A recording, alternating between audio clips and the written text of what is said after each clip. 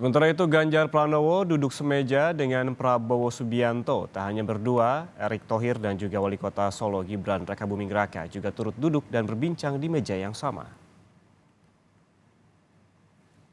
Ganjar yang juga bakal capres dari PDI Perjuangan berbincang santai dengan Menhan Prabowo Subianto serta Erick Thohir. Wali Kota Solo Gibran yang juga turut semeja menyebut momen ini terjadi di ruang bandara saat keempatnya menunggu keberangkatan Presiden Jokowi ke Malang, Jawa Timur. Gibran mengungkapkan sejumlah hal yang dibahas saat pertemuan.